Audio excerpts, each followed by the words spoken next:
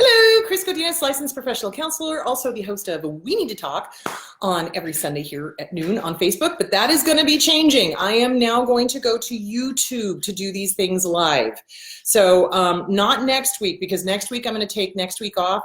The week after that, I'm going to start doing YouTube for all of the videos. So just to let you know, and then I will still have the We Need to Talk Facebook page, and that's just going to be for posts. You can also IM me there, all that sort of good stuff. So I'm going to keep the page. I'm just moving over to YouTube so that more people can see me and we can interact and all that sort of good stuff. Okay, this video is for educational and informational purposes only. If you feel you need a therapist, please go to Google, type in therapy, your city, psychology today will pop up, click on that, and it will have all of the therapists in your area.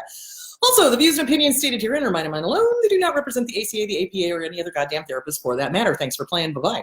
All right, so there that is. So next week, I am taking off. I'm going to take a small break. The week after that, I'm going to start doing these videos. Same time, I'm still going to do noon Arizona Mountain Standard Time on YouTube. So, and then I'll post them over here to Facebook. So just to let you guys know. All right, more announcements. Hang on.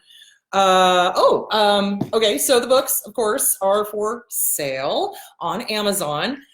They are also on Audible on Amazon. So both of these books are on Audible. You can listen to them. They have me reading them and a really talented voice actor on this one. So you can lead a horse to water, you can't make a cha-cha, and What's Wrong with Your Dad, both available on Amazon, both available on Audible. There we go with that. And speaking of the books, I have added a book tour to Washington State. I'm going to be in either Olympia or Tacoma. The details are not quite there yet, but it's going to be the middle of December. Why are they sending me to Tacoma in the middle of December? I don't know. Meh. Anyway, the point being, couldn't you send me in the summertime when it's really hot here and it's really nice there? And instead, no, I'm going to the snow and the cold. I don't know. Anyway, so I'm going to either Olympia or Tacoma, which is fine. And it's just gonna be really, really effing cold. So to do a book signing there and a lecture. So if you are in Washington State, please visit the Eventbrite. I believe they will have that up on Eventbrite. I don't know if they have it up now, but that will be middle of December. I don't think we have the solid dates yet. So there is that. So the next tour is going to be November in Honolulu. So go to Eventbrite, Mercury Eventbrite, and it will have the details for the book signing and the lecture there for Honolulu. And then in December is going to be Washington State. I would much rather be in Honolulu. Anyway, so there is that. Also, the cups are available, there we go, on eBay. So if you are interested, and I believe that we have international shipping now. So if you are interested in this lovely 20-ounce mug with this little logo on it, you can go to eBay and you can get it there. Okay, fantastic. Today's subject. So one of the questions in speaking about all of the toxic parents, in-laws, toxic siblings, things like that, one of the questions that I got was, what is the connection between the internal critic and a healthy internal dialogue? What does that have to do with, you know, re-raising the inner child, dealing with the outer child, and helping with self-esteem? Really good questions. So here we go. So the internal critic is what was learned, okay? The internal critic is, yay, prefer YouTube. Okay, good. Wow, South Africa, hi. The internal critic is what is learned. So we learn how to speak to ourselves based on how our parents talk to us, okay? So if our parents have got good self-esteem themselves, they're going to instill in us a sense of self. They're going to instill in us a sense of well-being, that we are loved, that we are liked, that we are worthy, that we are good people. If, however, we had a parent or two that were disordered or mentally ill or alcoholic or addict or whatever the issue is, and they didn't like themselves, then they are going to instill that same sense of not liking in us, okay? And that becomes our internal dialogue. That becomes the inner critic. That becomes the nasty, the vicious, the mean. Or conversely, it also becomes the anxiety. What if, what if, what if, what if, what if? So it's either a not good enough, not good enough, not good enough, or what if, or a combination not good enough, what if.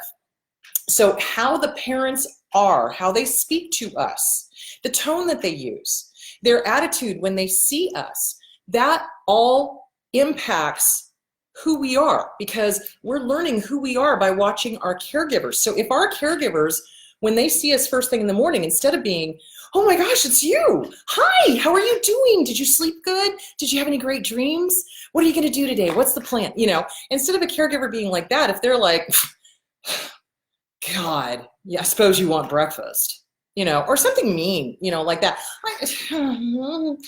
In doing couples counseling, I have heard parents, because they don't know any better, call their kids names, jackass, asshole, you know, bitch, bastard, etc., because that's what they heard growing up. That's abusive.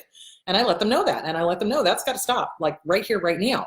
So if you're doing that to your kid, you're damaging them. Now, I'm not saying you need to pull out the parade and wave the banners every single time they come out, but you need to let them know they're wanted. You need to let them know that they are loved and that you are glad to see them. Good to see you. So just like how I teach in the mirror work, it's like you look in the mirror, you make eye contact with yourself, and you say, hi, good to see you, because that feels great when somebody says it's good to see you. And if you're saying it to yourself, you are now reparenting that little one that didn't get that, you know, whose parents maybe wasn't or weren't excited to see them. Do you see where I'm going with that? So we're repairing and reparenting that little inner child. So all of this is interconnected, guys. All of this is interconnected. This is why I recommend all of these books. I recommend, you know, the Inner Child Workbook by Catherine Taylor. I recommend the Taming the Outer Child by Susan Anderson. I recommend CPTSD, From Surviving to Thriving by Pete Walker, because that starts addressing all of the harmful, nasty, mean, vicious things that were said to us by our disordered parent, by our toxic parent. Depending on, you know, it doesn't matter whether they were disordered or they were addicts or they were alcoholics or whatever. If they said mean, horrible things to us, that becomes our internal dialogue. And I know I've talked about this before, and I'm going to talk about it again. When I was about 17 or 18, I was walking down the street in Chico, and I didn't even realize this stuff was running in the background. And it is. When we talk to ourselves, okay, back up. All of us talk to ourselves. Every single person on the face of the planet talks to themselves. They have an internal dialogue that kind of like, you know, talks about what we're doing, or, you know, gee, that was a really great move that you just made, or geez, you could have done that a little better, or, you know, wow, good on you. Hey, you look good today. You know, hey, your hair's sticking up, you know, whatever. It's always in the background. It's always running.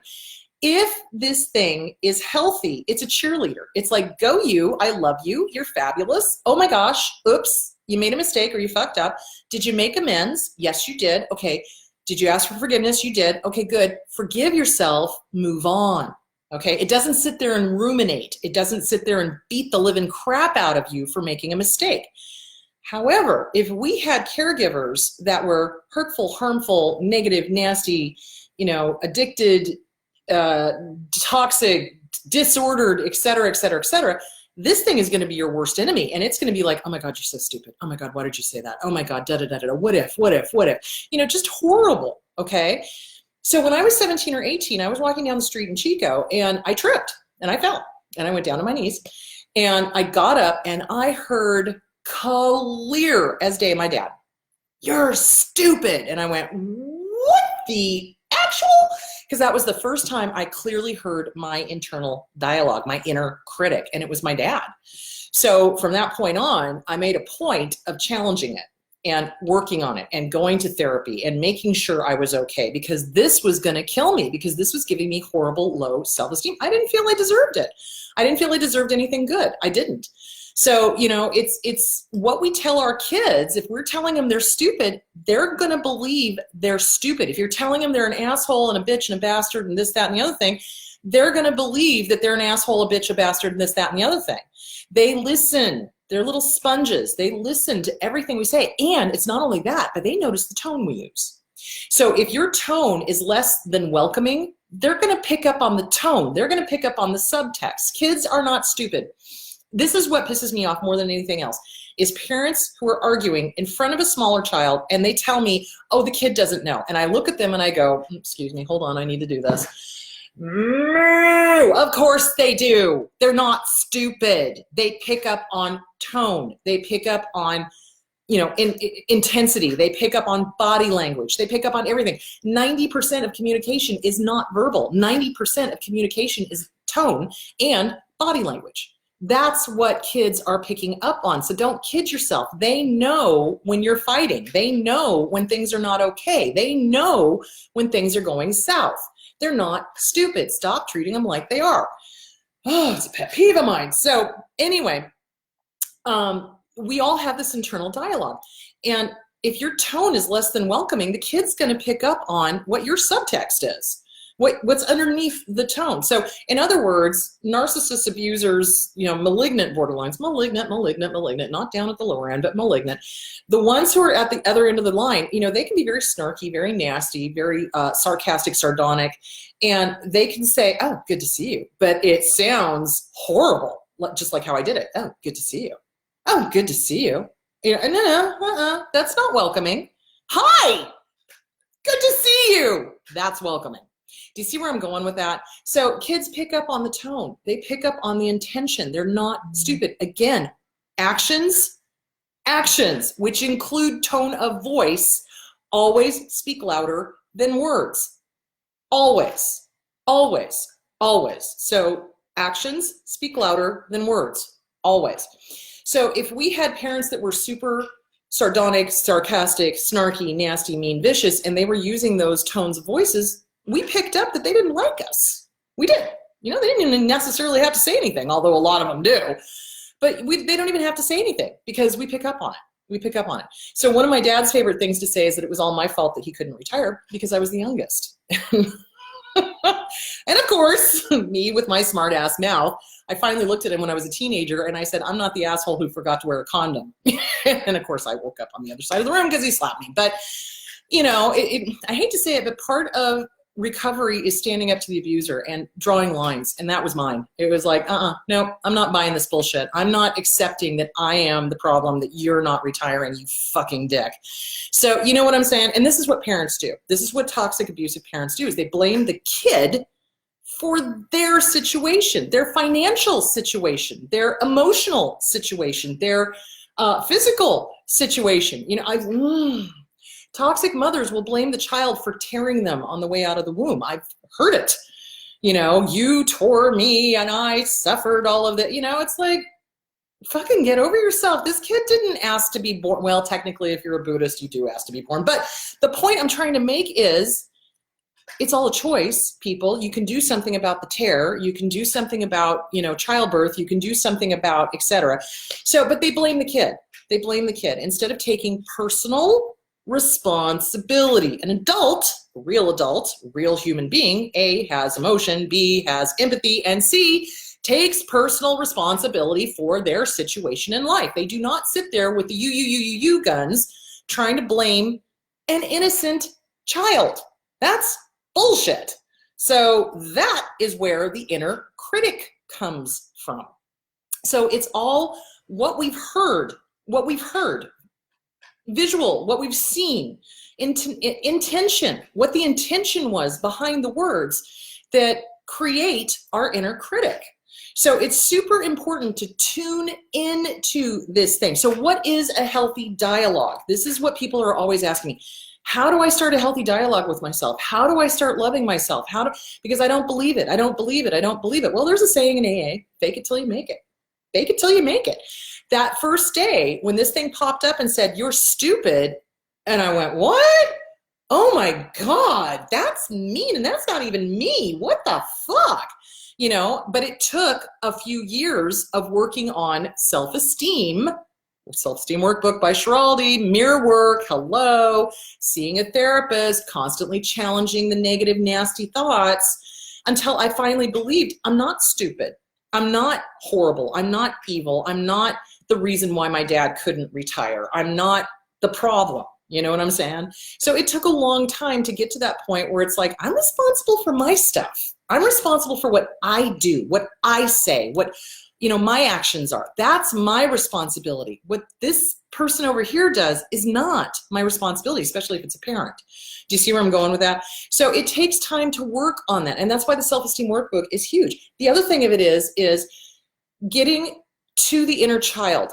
is vital, vital for recovery from narcissistic abuse or any kind of abuse. Because when the abuser behaves in ways that reminds us of our original wound, whether they are neglectful or actively harmful or abusive, physically, mentally, emotionally, or whatever, we get triggered and then we get sent right back into the past, because remember, the amygdala cannot tell the difference between what's happening here and now, what's happened in the past, a thought about a threat, daydreaming about a threat, an emotional threat, the thought about an emotional threat. It's all the same to the amygdala. So everything gets thrown into the here and now, here and now, here and now, here and now, and we start replaying all of the tapes that mom and dad, whoever the abuser was, shoved into our head. So that's why inner child work is vital to not just surviving domestic violence, but to thriving afterwards, because we've got to nip this. We got to fix this so that we don't keep looking outside of ourselves to find somebody that reminds us of the original wound, okay?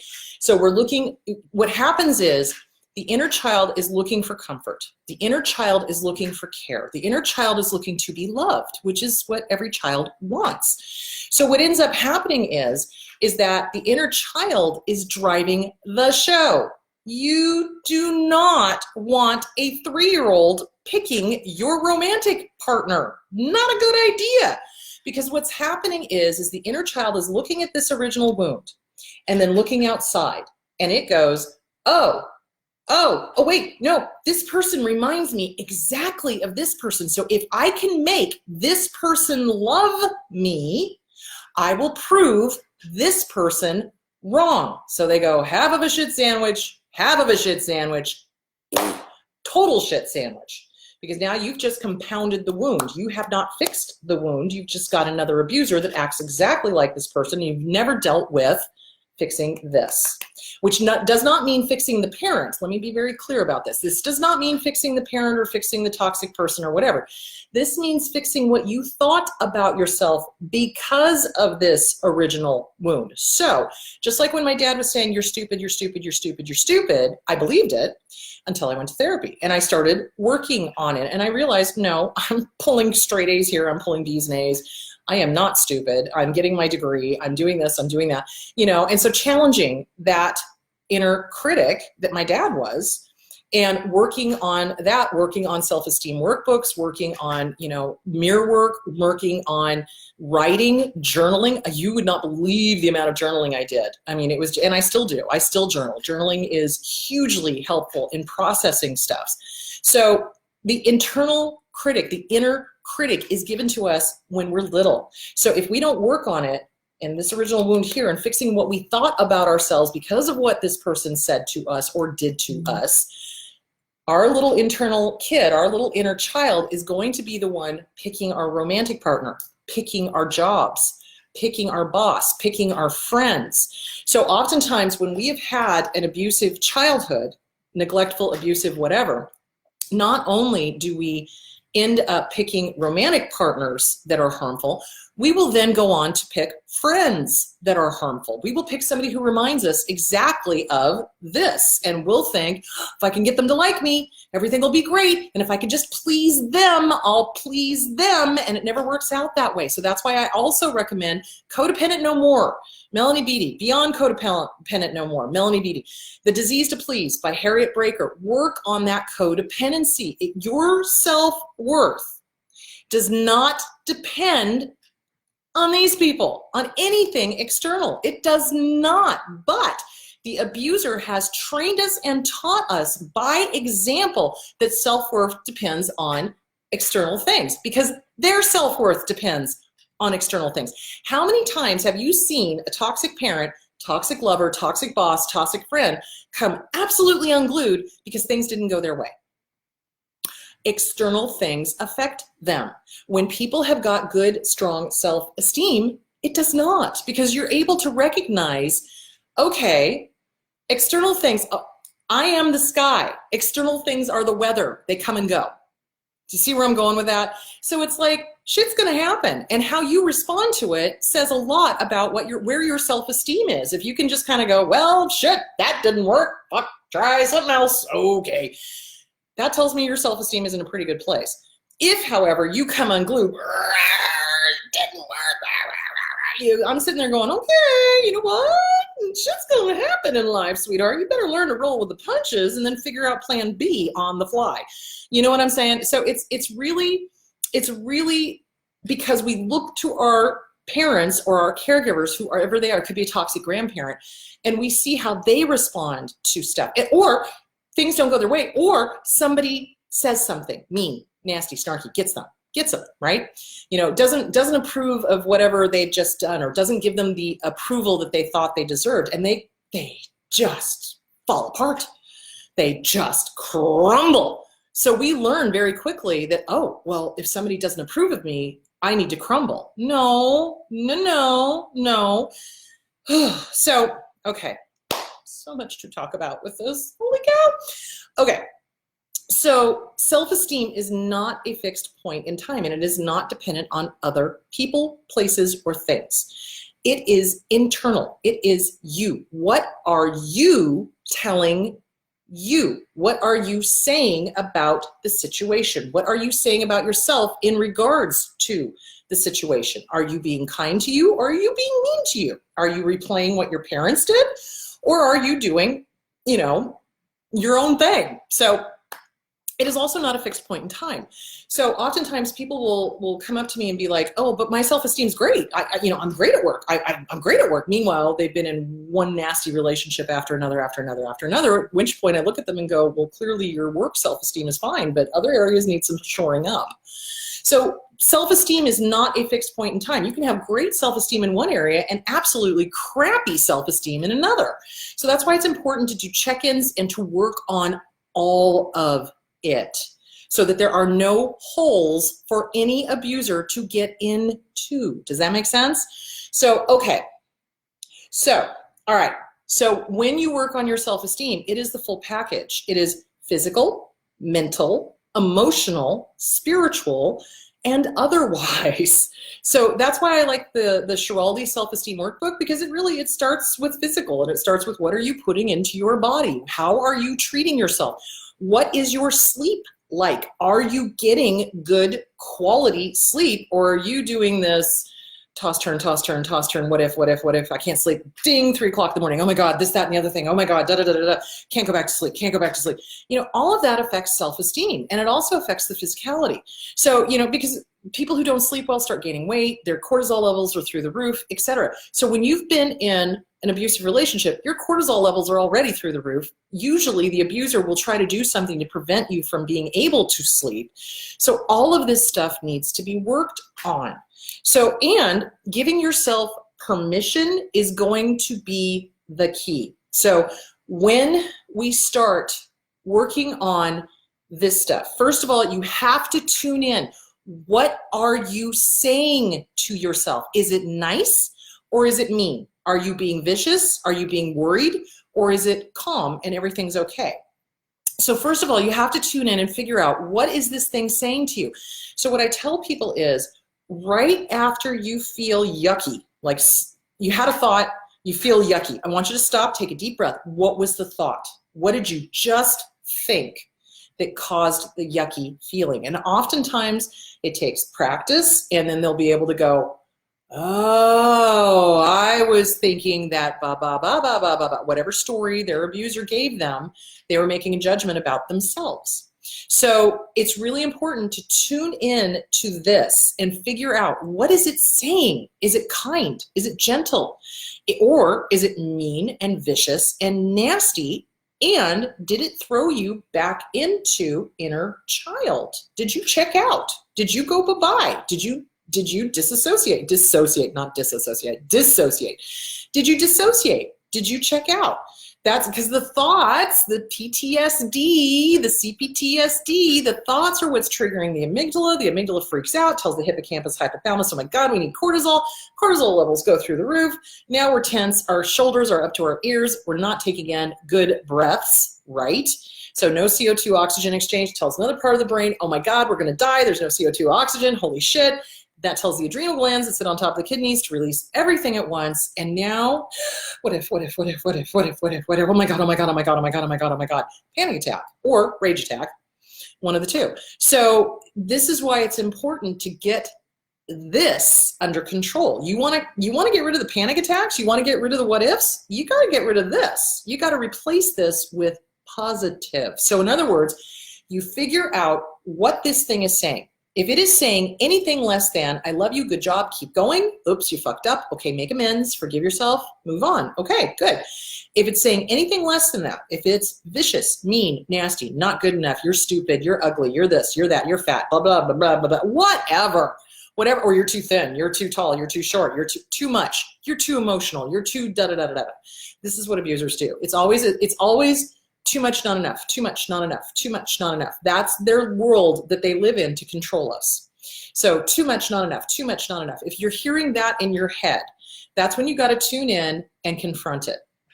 So what I tell my clients is, I'm very visual, so I like sock puppets, right? You know, it's like, okay, this thing is yammering at me, what the heck? Oh, so you just said something nasty. Okay, well, you know, thank you for your input. Shut the fuck up. Why? Because I say so. I'm the boss. It's not the boss. I'm the boss, which means you're the boss of your thoughts. So I'm the boss. Shut the fuck up. Why? Because I say so. I am not whatever it just said. I am the opposite of whatever it just said. So let's say it says, you know, you're not good enough. You're not good enough. You're not good enough. Okay, well, thank you for your input. Shut the fuck up. Why? Because I say so. And I am enough. You can say that again. I am enough. Why? Because I say so. Take your power back. You're taking your power back.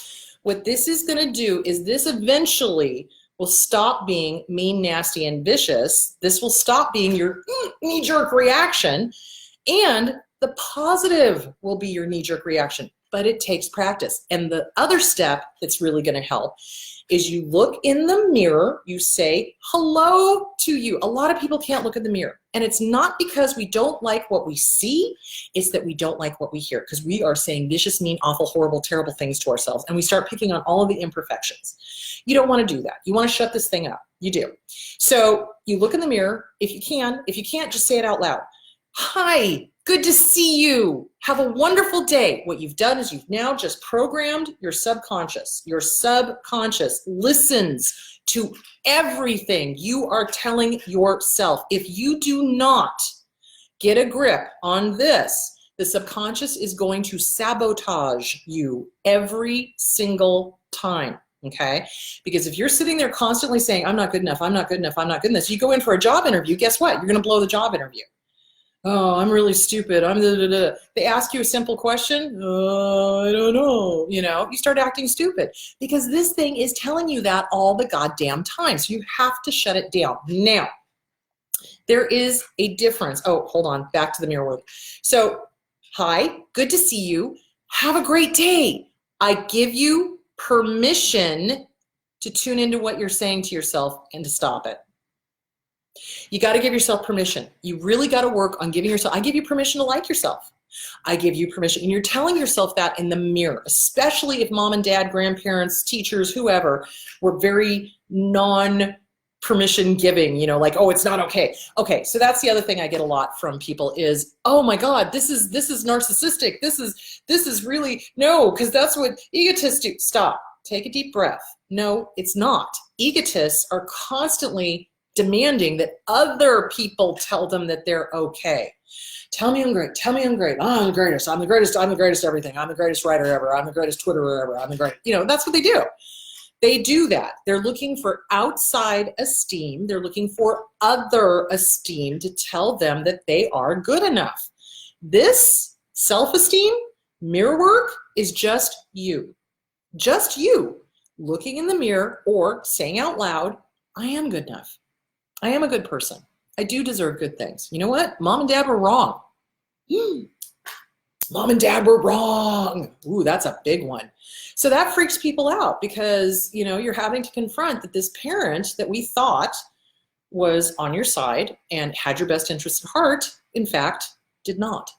And they were wrong. They were wrong about you. If they sat there and told you how horrible you were, how worthless you were, that everything's your fault, blah, blah, blah, blah, blah, they're wrong. And we have to start working with that reality. Now, that's going to freak the inner child out, absolutely, but you have to learn how to comfort your inner child, which is why I'm saying get Catherine Taylor's Inner Child Workbook. It's phenomenal. Do it. Start doing guided imagery with your inner child. It's really important. So you give yourself permission. I give you permission to work on you. I give you permission to like you. I give you permission to realize mom and dad were wrong. You know, have a great day. And then you go about your day. So do that for a month and see how things start changing, because they do. And it's so funny because people are always like, oh my God, this is so stupid. I don't want to do this. This is dumb, blah, blah, blah. And then I go, humor me. Just do it. Just do it for a couple of weeks. Tell me what you think. And they inevitably come back in 2 weeks and they're like, oh, the mirror work really worked. And I'm like, yeah, there's a reason I tell you to do these things. So yeah, you want to do the mirror work. You want to work on Schiraldi. You want to give yourself permission to like you. It's okay to like you. It's okay to say nice things to you. It is okay to acknowledge and validate yourself. Now, very quickly, and I am going to get to the questions. I'm sorry, I'm just like, I need to get this out first. So you need to know the difference between thought stopping and thought resisting. So thought stopping is when a thought pops up and it's unpleasant and uncomfortable and we don't like it.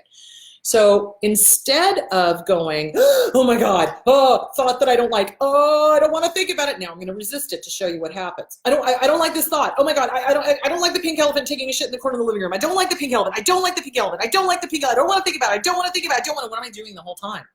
I'm thinking about the pink elephant taking a shit in the corner of the living room because it's an unpleasant thought.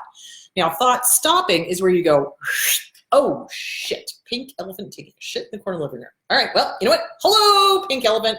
I am going to acknowledge you, but I am not inviting you in for coffee. Okay, what can I do about the pink elephant? Well, I could go see my therapist. I could journal. I could do some mirror work. I could, whatever the solution is.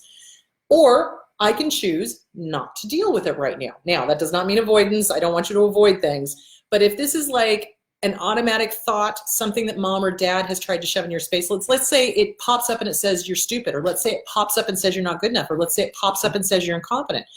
Okay, hello thought, where mom and dad said this, or mom or dad said this. Yep, I hear you. Yeah, I know mom and dad did that. And you know what? They were wrong. Ooh, you get to go bye-bye. I'm not inviting you in for coffee. Have a nice day. Bye-bye. Float along the Ganges. Bye-bye. Bye-bye now. Bye-bye. That's what you do. So that's thought stopping. If you do resisting, the thought is just going to come roaring back bigger and badder, because that's what thoughts do. So you don't want to resist it. So basically, inner dialogue has to be tuned in to correct, because it's been running in the background with whatever our abuser has said, whether our abuser is parental, a friend, a boss, a lover, whatever. So we have to correct this interior internal dialogue. We have to put the critic to bed, basically, and call it for what it is. It's like, nope, this is not my thought. This is dad's thought. This is mom's thought. This is my first grade teacher's thought. This is who's ever thought. And I choose not to run that anymore. Why? Because I say so. Take your power back. Journal, write it out, challenge it. Challenge the negative thoughts. Write it out and then burn it. That's the best way to do it, because it tells your brain, oh, I've done something with this. I can let this go now. So try all of that. Okay, let me make sure I hit all of the important points. So inner critic is given to us by toxic family, toxic friends, toxic bosses, toxic lovers, toxic whoever. Internal dialogue that is healthy is always positive. It is a cheerleader. It acknowledges when things go wrong, but it doesn't beat the living crap out of us. Whereas this thing, if it's mean and nasty, does. It encourages rumination. Rumination is like chewing your cud. It's like you just sit there and you mull it over and mull it over and mull it over, and it gets bigger and nastier and slimier. So that's toxic. That's not you. You can send that down the road. So you want to make sure that you are doing mirror work. You want to make sure that you're working the self-esteem workbook, that you're working the disease to please, codependent no more, and you give yourself permission to acknowledge the original wound and how you reacted to it, what it did to you, the mistaken beliefs that you put into your head or they put into your head. Do you see where I'm going? But that you kept replaying. So these are mistaken thoughts, mistaken beliefs that we made about ourselves when mom and dad were neglectful, angry, hurtful, harmful, whatever. We made it mean something about ourselves, and that's what needs to be excised. So there is that.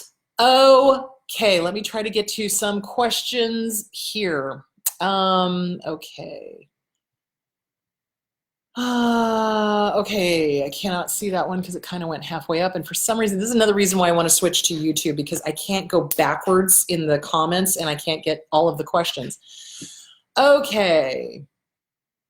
All right. Ooh, Mississippi. Well, okay. So if you guys want to see me in any state, just get a hold of my my manager, Chris, at mercury.com. So it's KRIS at mercury.com. Let him know where you are and what city is near you, and that you want me to come out.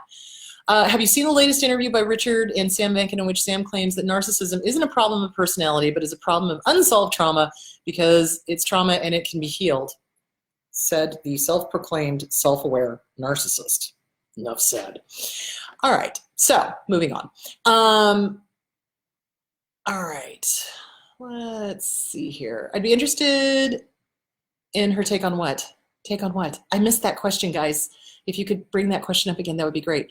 Part of my inner child work has been watching TV shows that I used to enjoy when I was a kid. Yeah, absolutely, absolutely. And it depends, because it's like, you know, oh, that's another good point. So you can tell what a person's inner dialogue is like based on what their first words were. So, for example, mine was Batman, because clearly my mom and dad sat me in front of the television and I watched Adam West when I was a kid. So, you know, there's that. Other people's first words are bad girl, bad boy, no, you know, mean, vicious, nasty. You know, you don't tell a kid that they're bad when they're babies. You can say, no, don't do that. And yeah, kids will pick up the word no because we say it a lot because we don't want them hurting themselves. But oftentimes, like I said, parents will call their kids horrible names, or they'll say horrible things to them, and that becomes their first words, or that becomes their first internal dialogue. Ooh. So yeah, watch that. I always say to my kids, good morning, did you have a good sleep? And when I drop them off at school, I say, I love you and have a good day. Perfect. Yes, absolutely. Okay. Hang on just a second. Family scapegoats. So family scapegoats, okay. The golden child gets a false sense of themselves because they can do no wrong. Kind of narcissists in training in some cases. So the scapegoat gets a false sense of themselves because they can do no right. So in families where there is a narcissistic parent and they are not paying attention to that child, and the child can't ever be good enough, right? Then the child flips because they can't compete with the golden child. They'll flip and they'll try to become the bad kid, right?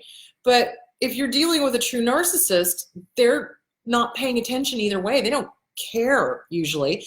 I mean, unless they're like somatic narcissists or communal narcissists and they really care what the community thinks because what they think is more important than anything else. But if they're the type of narcissist that's somatic and it's all about them, their looks, their appearance, their prestige, their, you know, their this, that, and the other thing, they could care less what the kid does. And they don't pay attention to the kid, even if they're acting out horrifically, getting arrested, getting DUIs, et cetera, et cetera, et cetera. So this poor kid, the scapegoat, can never be good enough. He can never be the golden child who's got their own set of issues. And he can never be bad enough to get attention. So when you're dealing with that family dynamic. So yeah, scapegoats have got it screwed both ways. And then the golden child has their own issues in these families with self-esteem because they're given this false sense that everything they do is, you know, golden. It's perfect. There's nothing wrong with them. They are perfect and everything should go their way. And they're the ones that have a very hard time adapting when things don't. So because they never got that sense of life is not always fair. Life is not always fair. Good things don't always happen to good people, you know? So it's really, it's interesting to see how the family dynamics play out. And it's hard on the scapegoat. And I feel sorry for the scapegoat because it's like if they try so hard to be the best the best person, they're never going to make it because the golden child is already there, you know, and they can never live up to the golden child. And so in dysfunctional families with the self-esteem is that the golden child is held up as the, why can't, you know, to the scapegoat. Why can't you be more like Susan? Why can't you be more like Billy? Why can't you be more like, instead of recognizing this kid is who they are and their strengths are different. Not everybody is going to be mechanically inclined or an academician. You know, so you roll with what their strengths are, strength-based. You go with what the kid is good at, and you don't make a fish wrong for not being able to climb a goddamn tree. But narcissists make the fish wrong for not being able to climb a goddamn tree, and they judge them and harm them based on the fact that that's not their strength. And that is simply what narcissist abusers do, which sucks. So yeah, golden children have their own issues with self-esteem. Scapegoats have got their issues with self-esteem. Ignored middle children have got their issues with self-esteem. If they're trying so hard to be seen and they're doing everything right and the parent doesn't pay attention, then they'll flip and they'll do everything wrong to try to get attention and the parent still doesn't care. And then we'll sit there and point to the kid. This is why I hate working with teenagers. And it's not the teenagers, it's the parents, because I cannot tell you the number of times I've had parents come in and point at the kid, the 9-year-old, the 8-year-old, the teenager, and go, oh, they're bad, they're wrong, they're this, they're that, them, you. And I'm sitting there looking at them going, what, did he raise himself in a vacuum? How? Do you not understand that you're the parent and you taught him? You know, I mean, it's just dog face banana patch. Anyway, so yeah, just, anyway, there that is.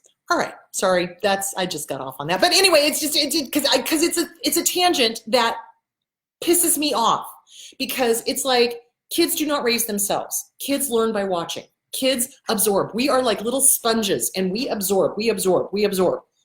And so if a parent brings in a kid, I have to break it to the parent. It's like, okay, so what's your parenting style? What you doing? You know, and they so desperately, you know, if they're narcissistic or abusive, they so desperately want to make it about the kid. And then I have to walk a very tightrope of helping that child and not endangering him in any way, shape, or form so that the narcissist will come back and punish him, but giving him the tools to him or her, giving him the tools to survive this crazy parent without actually coming out and saying, your parent is batshit crazy.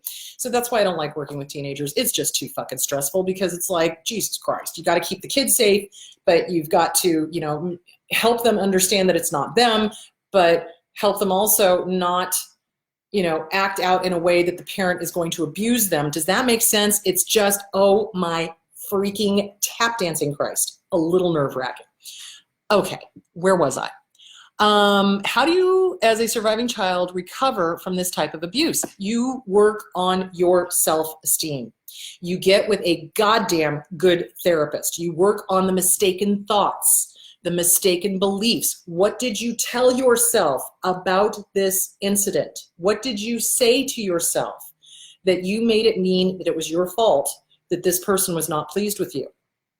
Does that make sense? So you start working on the internal dialogue. What did they say to you? Journal it. Dad used to say, or mom used to say, or grandma used to say, or grandpa used to say, or first grade teacher used to say, or whatever. You get it out of your head. You get it onto paper. You challenge it. Oh, geez. Well, they used to say this, that, and the other thing. You know what? They're full of shit. They're wrong. I am enough. I am a good person. I am not to blame for my dad's fuck-ups or my mom's fuck-ups or whoever. You know, so you work on the internal dialogue. Where did it come from? Who gave it to you? Whose voice is that? I love it when clients sit on my couch and they're like, well, I don't know, I've just always had this voice. Well, they may have, because, you know, we pick up stuff from when we're little. And I have to remind them, it's like, okay, look, you learned this. We do not pop out of the womb with self-loathing, usually. So, you know, it's not like we pop out of the womb repeating all the stuff that we've heard for months, years, decades. So, you know, when we pop out of the womb, we're kind of like a fresh slate kind of thing. And really it's the adults in our lives that fill it up with either good stuff or bad stuff. So it's important to figure out, where did you learn these messages? Where did you hear them? How did you incorporate them into your head? What was said over and over and over again to you as a kid? For me, it was, you're the cute one, not the smart one, which I think is hysterically funny now. But, you know, I mean, because it's like, okay, clearly I'm smart because I got my own business and I'm doing all of this and da da da. But my dad couldn't see that because it was too threatening to him, because in his world, because he had mommy issues, no woman could be as smart as a man. No woman could be as successful as a man. No woman could do it on her own. She needed a man. That was their big thing. And I'm just sitting there going, oh, brother. So, you know what I'm saying?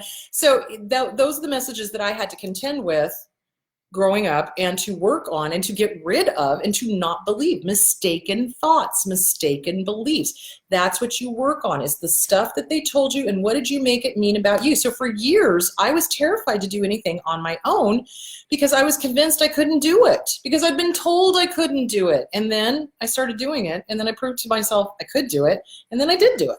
So it's kind of like you work with the cognitive first. What are the thoughts? What are the beliefs? What are the mistaken thoughts? What are the mistaken beliefs? How do I correct those? And then you put it into action. So it's baby steps, baby steps, baby steps, baby steps, mirror work, journaling, self-esteem workbook, then action. Okay? Never forget the action. Actions are so important because it gives you the confidence. It's like once you've mastered one thing that you were told that you could not do, or you should not do, or how dare you do, and then you go out and you're successful at it, it makes the other ones a lot easier. Scary still, absolutely, but a lot easier, you know? So there you go. All right. Subtext. My father always implied that I would never amount to anything. I would become mentally ill like my mother, and that's his issue. So, and they predict our doom. Here's the thing. People who predict your doom are talking about themselves. They really are, especially if there's no evidence to the contrary. I mean, you can warn people. You can say, okay, look, you're on this path. If you continue on this path, it's not going to end well, okay? That's not predicting your doom. That's kind of going, okay, logic dictates. If you continue on this path, you're going to go off the cliff. Okay, but when somebody is like, you'll never amount to anything, you're da-da-da-da, you, that's not logic dictates. This is, I've got my own issues. I hate women, I hate men, whatever that bullshit is, and I'm going to project onto you what, you know, my issues are. It's projection. It's projection. No good parent does that. Let me just make that perfectly clear. No good parent is a nasty, vicious, mean, awful, horrible, terrible doomsayer. They're not, you know, yes, they will say, look, if you continue on this path, you're going to be in trouble. You're going to go over the financial cliff, or you're going to go over the DUI cliff, or you're going to go over the drug addict cliff, or you're going to, you know, there's warning them. And then there is, you know, trying to sabotage them. So no sabotaging. Good parents don't sabotage. Still working for my escape velocity of this madness. 240 to go. Okay, I don't know if I understand that. Toxic mothers are terrible, just like toxic men. Yeah. Oh. Ugh. Toxic moms are damaging like nobody's business. Why? Well, because we as babies spend the most amount of time with them. You know, we're breastfeeding, we're being breastfed. You know, we're supposed to be being cared by them, we're with them, we're bonding, etc. If the toxic mother is neglectful, harmful, hurtful, hateful, that really leaves a lasting impression on the kids, which is why I'm saying sometimes this stuff, this internal dialogue, is pre-verbal, because they could be holding us in their arms and they could be thinking or saying horrible things to us, and we'll fucking pick up on it. We won't necessarily understand what it necessarily means, but we sure as hell get the vibe. So oftentimes when I have people do the inner child workbook, they'll start with that pre-verbal section and be playing with the food and all of a sudden burst into tears or have a panic attack or have a rage attack. And they're like, what the fuck? Well, it was pre-verbal. It was pre-verbal. And dads, same thing. Dads are damaging in different ways. So damaging moms, damaging dads, sucks ass. Because basically we look for the person who reminds us of the parent that we had the most trouble with. So if we're constantly getting involved in harmful, hurtful relationships, we have not dealt with this. We need to deal with what we told ourselves here so that we don't run out into the world and find carbon copy of this and then make a complete shit sandwich. Okay, where are we? It's always somebody else's fault with a narcissist. Absolutely. So when you are stuck in a house, let's say that you are still living with your parents. You're an adult, but you're going to school, you're trying to save money. You really have to do a pro and a con list. Is it worth it? Is it worth it? For me, it wasn't. For me, it was so dangerous to the point where he was either going to kill me because he was hitting me so hard that I was literally, you know, flown across the room, shaking my head, kind of dazed and like, you know, what the fuck just happened? He was going to kill me, I think. I really do. Or he was going to sexually assault me. One of the two, and either option not good. So I booked out of there. It wasn't worth it to me. Was it free rent? Yeah, sure. Did I get food? Yeah, you bet. You know what? Not worth it. So at 17, I was like, fuck this shit. Peace out. Bye-bye. You know, and left. And I went to my sister's and started, you know, working on myself that way. So you have to decide, is it worth it? If it's damaging you to the point where you're losing your mind, it's not worth it. Figure it out. There's always a way. I started working odd jobs. I started doing catering. I worked as a caterer, you know, the waitressing, you know, kind of thing. I worked weddings. I worked hospital gigs. I worked, you know, I did all of that stuff to earn money so that I could support myself and stay afloat and get the fuck out and not ever have anything to do with them ever again. So you really, and I was going to college at the time too. So you have to really decide, is it worth it? You do a pro and a con list. What are the pros of staying? What are the cons of staying? If the cons outweigh the pros, get the fuck out. Save yourself. Figure it out. Get a roommate. Get an extra job. Work nights. Do whatever you need to, but do not stay in the abusive relationship or the abusive atmosphere. And here's the reason why. Because you cannot fully heal if somebody is constantly ripping the scab off every 5 seconds. It's like you start to heal. You start to feel good about yourself. You start getting that sense of, yes, I know who I am and it's not them and I'm a good person and this, that, and the other thing. And the next thing you know, they're coming along and you're stupid, you're this, you're that, you owe us money, da-da-da-da-da-da, you know, just crazy stuff. So if it is toxic to the point where you are getting damaged and you are not doing well and your mental health is suffering, get the fuck out. Period. Do a pro and a con list. That way you'll know. You'll know. It's like if the pros outweigh the cons, okay, well then what can you do to mitigate it? Okay, go to your therapist at your college. They have free counseling for college students at most universities, or at least they did when I was in school. Of course, that was when dinosaurs were walking the planet. But the point being, check it out. Check it out. They usually have free counseling or very low-cost counseling for the students that go to the school. Get with a good counselor. Journal, but don't let them see your journal. This is the other thing. Abusive parents will go into the kid's room and find the journal so that they have ammunition to use against them, especially if they are the scapegoat. So if you are going to journal, my recommendation is get it out of your head, get it onto paper, burn it immediately, shred it, destroy it, bury it. Do not allow them to get a hold of it, okay? That's really important. Other things you can do, be gone all the time. Have a job. Have a job. Have a job. But here's the problem. The other thing I have seen toxic parents do is when the kid does have a job and they're trying to better themselves and they're trying to get out, the parent will suddenly start demanding money. I want money. I want money. I want money. You need to pay for this. You need to pay for that. Now, I understand if it's an older kid that's, you know, been out in the world and everything, but if the kid is going to college, has been a good kid, doing everything they should do, is attempting to better themselves, they're already working 2 jobs, no, with a side of no and an extra helping of no.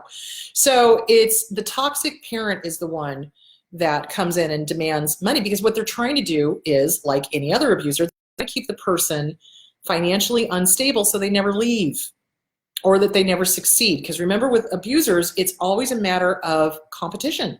Competition. Don't you dare be better than me. Don't you dare be more successful. Don't you dare, don't you dare, don't you dare. And so they will sabotage. That's another form of sabotage. Okay, so there is that. I hope that answered the question. Do a pro and a con list. Okay, just joking remarks. So just joking is deadly to self-esteem. It is. Hold on. Things said in jest by an abuser are meant. Period. You do not, if you are a normal human being with empathy, with a sense of right and wrong, with a moral compass, with emotion, and you know how it feels to be harmed. You know how it feels to be bullied. You know how it feels to have somebody say something horrible to you. We do not participate in just kidding. We don't, because we know how horrible those words feel. Words have weight to them. And narcissists do not, well, maybe they do understand it. They don't care. They don't care. And so when things are said, horrible, awful, mean, nasty, terrible, that person's going to take it to heart. And then as soon as the narcissist sees that that person is taking it to heart, they go, oh, just kidding. No, nope, not buying it. Be careful of anybody who does the just kidding thing. Be careful of anybody who's snarky, mean, nasty, cold, cruel, intentionally. They mean it. They absolutely mean it. And some part of them is getting off on it. So don't put up with it. Don't put up with it. You are under no obligation to put up with that stuff. You know, you draw the boundary, you let them know, I'm not putting up with this. I do not find that sense of humor funny. I don't believe in just kidding. So if you have something passive aggressive to say, you might as well just be outwardly aggressive and just say it straight out. That's what I do, you know, and be done with it, because I'm not playing this game, period. You know, and you give them the warning, you give them the warning shot across the bow. And if they don't, you know, if they do it again, then be done, because they're not your friend. They're not your family. They're not your tribe. Okay. Okay. I had a situation where I was taking first graders, 6-year-olds, on a trip. And at the end of the trip, a kid pulled me by the sleeve and told me quietly, "Don't tell the tour guide lady, but you are nice to us, and we want to be in your group," because I devoted my time to getting them to know each other while the parents and teachers left everything to chance and then punished and yelled at them. I have no background in working with kids, but just by being there to listen to them did wonders. Yeah, kids are not stupid, guys. They're little people. They are. And they like to be respected just like everybody else. And it amazes me how people disrespect children and treat them like they're stupid and treat them like they're not human, or they're not real, or they're not, you know, they don't have emotions or whatever. And that's really horrible. So yeah, kids respond to respect. They respond to somebody actually taking an interest in them and listening, you know, just like anybody else, just like anybody else. So yeah. All right, let's see.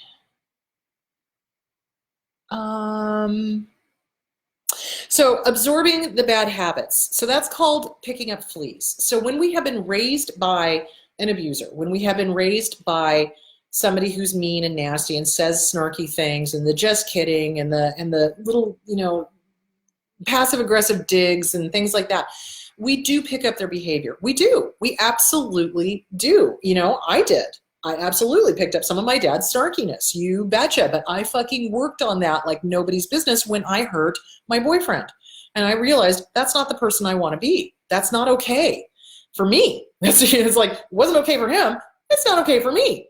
You know, I don't want to be that person. So I started working on the fleas. As soon as I recognized that I was behaving like dad, that's when it was like, oh, okay, I got to work on this behavior. Where did this come from? How did I learn it? What can I do about it? How can I challenge it? How can I make sure that does not happen again? Okay.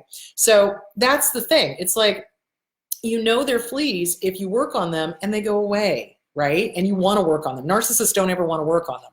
But when kids are raised by narcissists, yeah, we're going to pick up a lot of mistaken thoughts, mistaken beliefs, mistaken behaviors. Those are all things that need to be worked through with a therapist. Absolutely. And those are called picking up fleas. So it is going to happen. When you spend a great deal of time with an abuser, let me put it to you this way. The company you keep is vitally important to your self-esteem. If you are surrounding yourself with people who are happy and good self-esteem themselves and gentle and loving and kind and positive and upbeat and supportive and awesome, then you're going to find your self-esteem starting to get better and better and better because it's getting reinforced. If you surround yourself with other narcissists, if you surround yourself with somebody who reminds you of mom or dad or whatever, and they are demanding and cruel and mean and vicious and nasty and they lie like a rug, you're going to find yourself becoming that. Those are fleas. You don't want that. That's not you. That's them. But they will try to lie to you and tell you that everybody is like this. No, they are not. They are not. Not everybody lies. Not everybody is mean. Not everybody is snarky. Not everybody is fill in the blank. So the company you keep really does dictate how you start thinking. So be very careful of the company that you keep. Okay. What if you found someone who can love my inner child, someone who is like a mother and is truly loving and comforting and safe and inviting and remothering? Well, okay, so here's the thing. I often tell people when they have had to go no contact with their family, you have to create your own. You have to recreate your own tribe. You have to find the people who are going to be the surrogate mom, be the surrogate parent, be the surrogate brother, be the surrogate sister, be the, whatever. So you recreate your own tribe. As long as that person is not codependent, and as long as that person is just kind of like a stand-in and helping you, realize that not everybody is mean, not everybody is nasty, not everybody is snarky, not everybody lies, then that's okay. If it is a codependent relationship, then there's a problem. And the way you'll know it's a codependent relationship is a good, loving parent allows the kid to make mistakes, okay? You learn from your mistakes. You do, hopefully. Most people do. But a codependent person, a codependent parent, codependent parent will prevent the person from growing, prevent the person from learning, prevent the person from making their own mistakes, making their own decisions, having their own voice. So if this person is preventing you from having your own voice, not a good relationship. If they're allowing you to have your own voice, good relationship. So there that is. Okay. Okay, worst critics in our head. Yes, we are. Yeah, moms and dads say things out loud and it's not nice. Siblings will do it too. So it has nothing to do, being your worst critic has nothing to do with emotion or with intelligence. It doesn't. You can be fucking Einstein and still be your worst critic. So really what it is, it's emotional intelligence. We got stunted. We got stunted because the mom, the dad, the siblings, whatever, were more invested in being right and being vicious and mean and nasty than they were in making sure we were okay. So it really is working on that inner critic and telling it to fuck off. Why? Because you say so, because you're the boss, and then replacing it with the positive. So there is a difference between being driven and being harsh and critical on yourself. Now, for me, I'm always like, what could I have done better? What can I do better? What can I do better? How can I help that person more? How can I do this? How can I do this better? How can I do this better? But I'm not going home and going, oh, mea culpa, mea maxima culpa. I'm so bad for not doing the most. I'm so bad for not making that choice in session. I'm so bad. I'm not doing any of that shit. I am asking myself, how can I do this better? So that's motivation. Inner critic is, oh, you're bad and wrong for not doing this, or you're bad and wrong for saying this. Oh, you're da da da da da da da da da da. It's this, or this, which are both. Blah, blah, blah. Don't listen to those. Listen to your gut. Did you do the best you could? Oh, you did. Okay, great. Let it go. So yeah, it's a thing that we learn from watching our parents. So measuring up is a game that toxic parents play. And the bars are always moved and we never can measure up because they keep changing the end goal. So that is something to write about and write through and talk with your therapist. Absolutely, because this is a huge thing. Yeah, we are good enough. Own it. Own it. It's okay. It's okay to say, I am good enough. It is. And especially when you have been giving it your best shot and you are doing all the work and you are working on yourself. It's okay to say that. Give yourself permission to say nice things to you. It is vitally important to self-esteem to do that. Absolutely. Okay. Oh my God, you're in Chico. Holy shitballs. Yeah. Oh, that's awesome. I'm actually going to be up there next weekend. So just visiting family. Oh, by the way, while I am on that topic, somebody vandalized my favorite ice cream store in Chico, and that is not okay. I just want everyone to know that freedom of speech is one thing. And just because you don't agree with somebody does not give you the right to go to their business and start spray painting stuff, motherfuckers. Okay. Just want to make that clear. By the way, I'm going to go have an ice cream there. So all right, and that's Schubert's in Chico. Schubert's, go there, amazing. Oh my God, double up, love that ice cream. Oh, and I love the girl that's running for city council, and she's absolutely right. So I just, the people who are trying to shut her up, again, are probably narcissists, because narcissists are the ones that cannot deal with opposing views. So All right, there we go. Done. Sorry, that was my little political rant for the day. Okay. So yeah, I love Chico. I do. All right. Married a man just like dad. Yes, that can happen. And somebody asked me, is it wrong to marry somebody who looks like your dad? Well, not necessarily, because our imagos of our first loves are our parents, really, when you think about it, because they're the ones that are caring for us, supposedly, nurturing us, supposedly, and taking care of us, supposedly. So we fall in love with that imago of who that person is. So hold on a second. So yeah, it's not surprising that you would fall in love with somebody who's got the same physicality as a parent. You know, it reminds you of that parent in some way, shape, or form. There's really nothing wrong with that unless it's upsetting to you, in which case get with a good therapist, work it through, figure out why. You know, so that happens. And we marry people that remind us of our parents, or we marry people that remind us of the parent we had the most difficult time with, or we find ourselves attracted to that body type kind of thing, because those are the first people we fall in love with. So that makes sense. So there's really nothing pathological about it, unless, caveat, the parent was abusive and you are intentionally seeking out people that not only look like them, but act like them. So then in that case, Houston, we got a problem. So anyway, there is that. Okay. Can you talk more about anxiety and analysis paralysis? Yes. Okay. So when we have a parent, and this all has to do with self-esteem as well. When we have a parent who is anxious, we learn that from watching them. So the self-aware anxious people that sit on my couch, they're like, oh my God, my 4-year-old suddenly came in and said they didn't want to go to the grocery store because what if we got hit by a bus? And that was one of their fears. So do you see where I'm going with that? So we teach our kids because we say things out loud and they listen. They listen. I cannot say this enough. Little sponges, little pitchers have big ears. They listen to everything we say and they're absorbing it. So if we've got a great deal of anxiety and we're fearful of going places or doing things, or the what if, they're going to pick up on it and they will start acting out on it and they will start having anxiety of their own. So that is why it is really important to work on that internal dialogue so that you're not paralyzed by the what if.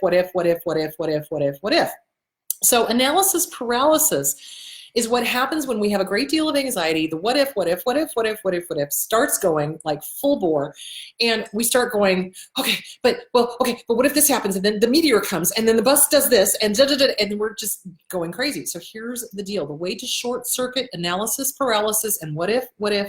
Okay, so this thing is doing the what if, right? Thank you for your input. Shut the fuck up. Why? Because I say so. I will not live in what if. I refuse because I say so. I will live in the here and now. I'm not going to live in a future that has not and probably will not happen. I'm not going to do it. Thanks for playing. Fuck off. I'm going to breathe. What is? What is? I will live in what is. Why? Because I say so. So again, it's taking your power back. It's confronting that what if, replacing it with what is, breathing, then analysis paralysis is where this and this, the head and the heart start going and tell story. You can always tell when it's the head or the heart because the head and the heart love story. They love story. So they love to do the, but this, that, and the other thing, and this, that, and the other thing, and what if this, and I feel this way, that's all story. So you tell this to shut up, you tell this to shut up. What you are listening to is your gut. Listen to your gut. It is a simple yes or no question. So you take a deep breath. Is it safe to go to the store? Yes or no? Yes, it is. Okay, there we go. Done. Done. Done. Be done. Be done. Stop letting this and stop letting this run your life.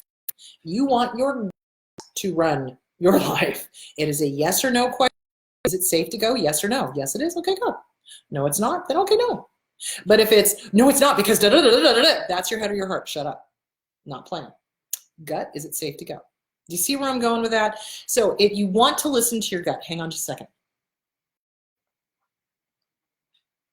You want to listen to your gut. You do not want to listen to your head. You do not want to listen to your heart. You want to listen to your gut. Trust your gut. It will not steer you wrong, and it will take you out of analysis paralysis. Analysis paralysis is when the head and the heart get involved and start telling story. Tell them both to shut the fuck up and listen to your gut. Simple yes or no question. Is it safe to go? Yes or no? Should I do this? Yes or no? You know, it's calm. It's quiet. There's no story to it. There's no, well, but none of that is, yeah. No. That's it. There's no emotion to it. There's no story. So you want to ask your gut yes or no questions. That will get out of analysis paralysis. Okay. Okay. Yeah. Inner critics are mean. Mean.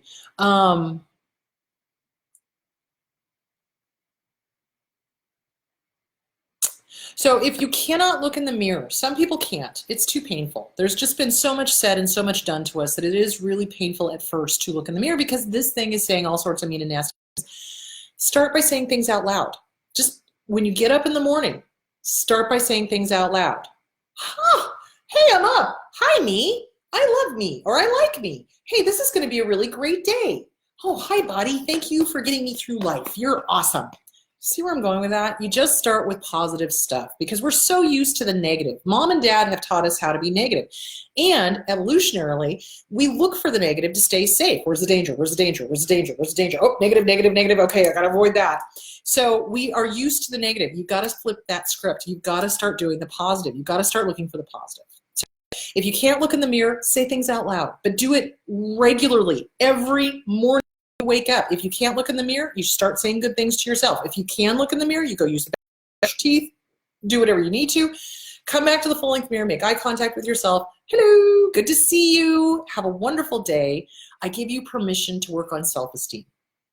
You know, simple like that. So, and if you have to say it out loud to yourself, hey, I'm up. Hey, hi me. Good to see you or good to feel me. Okay, I give you permission to work on self-esteem. I love you. Have a great day. See where I'm going? Positive, positive, positive, positive, positive. Okay. All right. All right. Let's see here.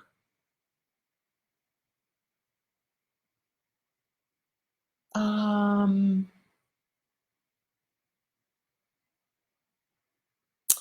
hang on. Oh, how to take a deep breath and relax from accidentally seeing a triggering narc's fake perfect life posts. Okay, first of all, don't look at their site. Number one, when you go no contact, let it be a true no contact. Let it be a complete no contact. Like, don't look at their social media. Don't visit their accounts. Don't look at their pictures. Don't torture yourself. Seriously.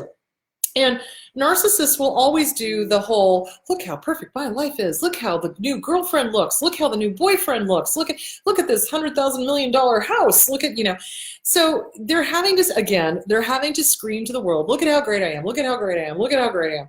Again, other esteem. You don't need that. You can't fix that. Don't look at it. Don't look at it. And if you accidentally look at it, take a deep breath, forgive yourself, put it away, don't look at it again, and move on. The best revenge is to live well. Now, that doesn't necessarily mean, oh my God, I need to be a millionaire and all that stuff. Living well means having fun. Living well means enjoying your life. Living well means getting up in the morning and really liking who you are. That's living well. So, you know, don't believe everything people post, if that makes any sort of sense. The adrenaline and the trauma bond rises in the body. Yeah, absolutely. It's a PTSD response. Your body is responding to having seen them again. So you get off the thing as quickly as possible. You do self-soothing talk. I'm safe. I'm okay. They cannot hurt me. I'm not going to see that again. I'm going to block that. I'm going to unfriend that. I'm going to do whatever I need to protect myself. I'm not going to deal with that again. And you just breathe, slow, deep breaths. And as you're doing that, you do self-soothing talk. I'm safe. I'm okay. They cannot hurt me anymore. I am more powerful than they are because I can say no and I don't have to put up with it. Have to remember that everything is about appearance. Yes, you do. They are still empty and abusive inside. Yeah, absolutely. They are. They absolutely are. So that's, just remind yourself. It's okay. And it happens, guys, you know, running into them at the grocery store or running into them wherever. You have to kind of just take a deep breath and go, you have no power over me. You have no power over me. It's just like in Labyrinth. At that very end of the movie, I love Labyrinth. Oh my God. At the very end of the movie where, you know, David Bowie and you know, the Goblin King and Sarah are talking and Sarah looks at him and she's like, you have no power here. Poof, the whole thing blows up and she's home. So it's kind of the same thing. They have no power here. They have no power here. They don't. They think they do, but they don't. So remind yourself of that. Okay, so narcissistic grandparents will sometimes do one of two things. They will either over-involve themselves in the grandchild's life and demand grandparent rights, or they will reject the child in order to hurt their child because their child has figured out that they're crazy and has gone no contact. So either way, it's a win-win. Have nothing to do with them, move on, don't let your kids around them, don't allow unsupervised visits. Once they have shown them their true colors that they are going to be smearing, recognize they have shown you their true colors and don't allow them access to your kids. So there is that.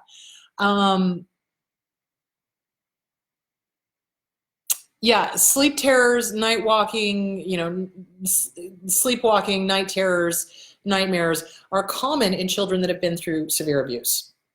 It happens, guys. It does. And it's really important to take good care of yourself. If you're continuing to have night terrors or sleepwalking, you may want to have a sleep study done to see what's going on. The other thing to do, EMDR. EMDR is great. That can help process some of the trauma.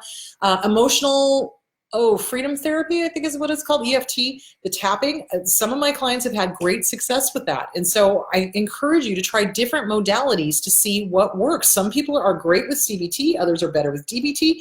Some people love the EFT, some people love EMDR, some people love, name it. There's 100,000 million different modalities out there. Pick the one that works best for you, but try it, try whatever is going to work for you. So sometimes tapping helps with that too. So read up on that, see if it's for you, give it a shot. How do I find out what my first words were? I don't remember, and I'm not brave enough to ask her. You don't need to know what your first words were.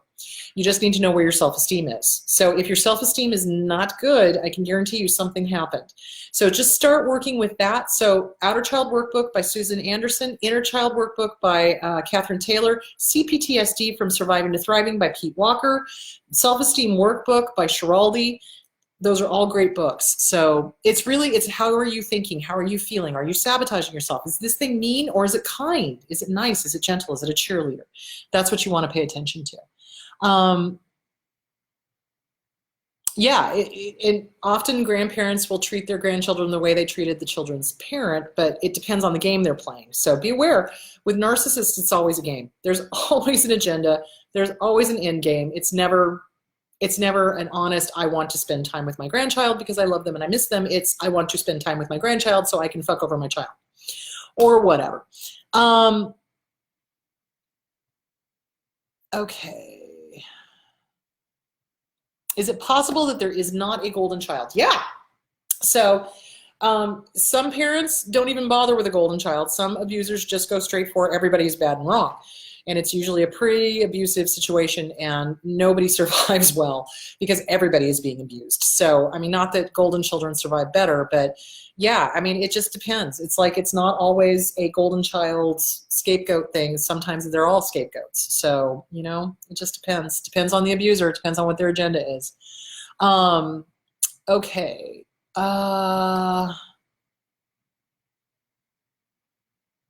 All right, I think I answered that question. Too much buffering on Facebook today. That's why I'm going to YouTube. So I'm not going to start YouTube next week. I'm taking next week off. I am going to start YouTube the following week. So I will put announcements up on Facebook when I'm going to be on YouTube, because I'm also going to do the Q&As over on YouTube as well. I'm probably going to do a pre-record to answer the rest of the questions because I didn't get to all of them, and I realized doing a live one, I can't get to the questions that are coming up because I'm still trying to answer the questions that came in. So I'm going to do a pre-record and put that up this week. And I'm going to remind everybody that I'm going to YouTube the following week. So this coming Sunday, so next Sunday, no show. I'm taking it off. I'm going to spend it with family. But then the following Sunday, I will start doing YouTube live. So there that is. Okay. My mom told me, what my mom told me was that there was something your father couldn't handle from the time you were born. So they will blame us for everything, oh, our relationship changed once you came along, like it was our fault. No, it's not. Sorry, don't even. Or something about you that your father couldn't handle. So that's an excuse. and they're taking out stuff on you, and don't believe it, and it's bullshit, because babies are babies, our babies are babies, our babies. They're all babies, and they're all innocent, and they're all wonderful, and nope, sorry, not buying it. So yeah, work on that. Get with a good therapist and realize this is your mom's issue, not yours. Yeah, so scapegoat children tend to have kids that the grandparents then also use as the scapegoat grandchildren. So that's the thing. If these parents were mean to you and you were the scapegoat, why are you spending time with them? Why are you even subjecting your kids to them? Don't subject yourself to them. Don't subject your kids to them. There's no point. And I get the whole thing about, oh, well, but they need their grandparents. Why? Find other resources. Find surrogate grandparents. Find somebody else that can be a grandparent figure to them. You do not need them around an abuser. You do not. Trust me on that one.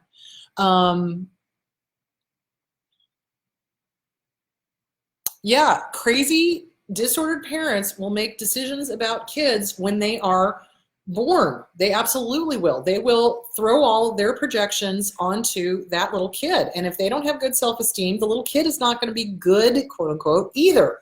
So this is why it's really important. Get with a good therapist, start working through all of the messages you got, all the mistaken thoughts, all the mistaken beliefs that you got from that original wound. It's really, really, really important. Yeah, crappy parents do not make good grandparents. Abso-freaking-lutely.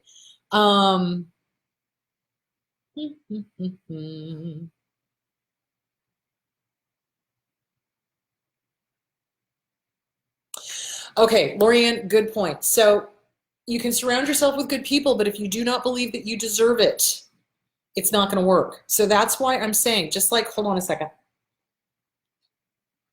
Last week, when I talked about the person who realized that they froze when their spouse was being abused by their, malignant narcissistic mother, when the spouse froze, and, the question was, well, put yourself in that person's shoes. How would you feel if their parent was doing this to you? And very quietly, the person said, I'd feel I deserved it.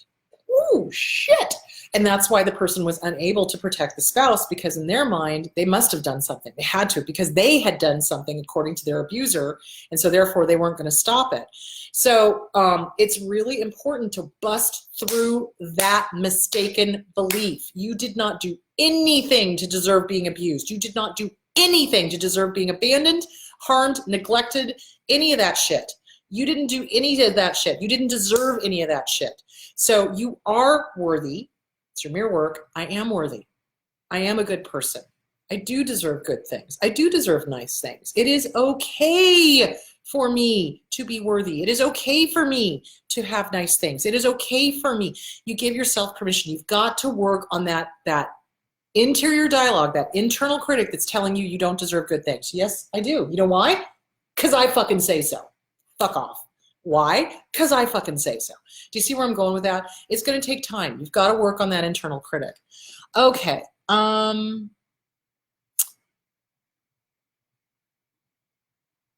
Yeah, lying in the journal so you didn't get in trouble.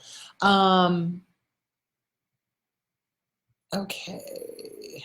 Let's see.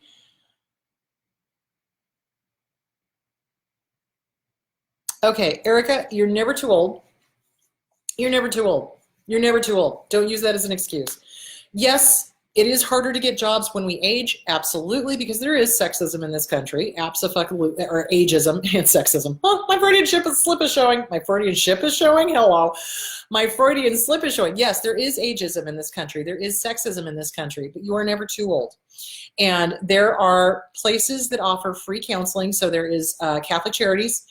There are also universities that you can check into that have the master's programs or the doctorate programs, and they're always looking for people to work on for the practicum students. So call and find out. Ask them, do you offer free counseling for the people that are, going through practicum? That do they need people to work on? Do you offer free counseling? How do I get involved in that? Et cetera, et cetera, et cetera. So you're never too old. You're never too old. It's never too late, only if you say it is, and there's always a way. If there's a will, there's a way. So get the will, find a way. All right, there it is. Oh,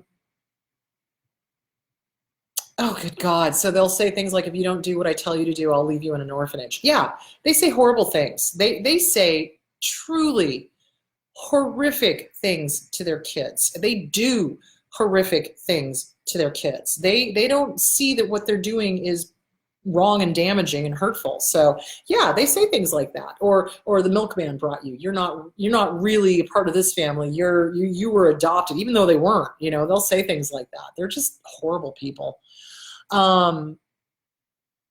Okay.